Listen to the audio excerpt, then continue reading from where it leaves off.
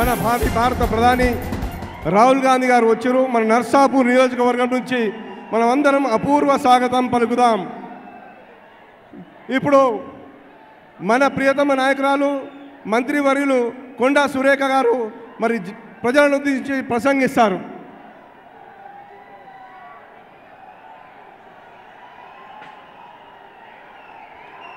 మెదక్ నియోజకవర్గ సోదర సోదరిమణులకు ఈరోజు ఈ కార్యక్రమానికి ముఖ్య అతిథులుగా విచ్చేసినటువంటి మన ప్రియతమ నాయకులు ఏఐసిసి మాజీ అధ్యక్షులు సోదరులు రాహుల్ గాంధీ గారు, మన ప్రియతమ ముఖ్యమంత్రి రేవంత్ రెడ్డి గారు, మన ఇన్ఛార్జ్ దీపాదాస్ మున్షి గారు,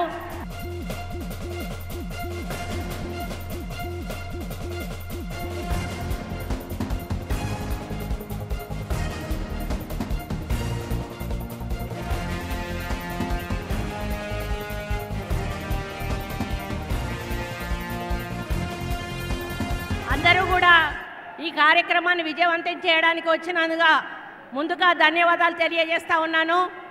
మన రాహుల్ గాంధీ గారు బీసీల మరి పక్షపాతి, బీసీలు బాగా బతకాలి, వాళ్ళు బాగా ఉండాలి అనేటువంటి ఆలోచనతోటి మేనిఫెస్టోలో బీసీ గణన చేయమని చెప్పడం మనందరికీ కూడా అదృష్టంగా భావించాలి.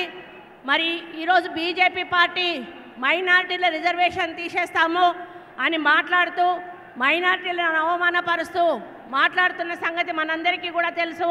మన ముఖ్యమంత్రి రేవంత్ రెడ్డి గారు అధికారంలోకి వచ్చినాక నిరుపేదల సంక్షేమం అభివృద్ధి ధ్యేయంగా ఈ ప్రభుత్వాన్ని ముందుకు తీసుకుపోతూ ఎన్నో సంక్షేమ కార్యక్రమాలు అందిస్తున్న విషయాన్ని జీర్ణించుకోలేక ఒక పక్క టీఆర్ఎస్ బీఆర్ఎస్ నేతలు, అదేవిధంగా ఒక పక్క బీజేపీ నేతలు అన్ని విమర్శలు చేస్తూ మాయమాటలు చెప్తూ మోసపూరితమైన ప్రసంగాలు చేస్తూ మరి ప్రజలను మభ్యపెడతా ఉన్నారు.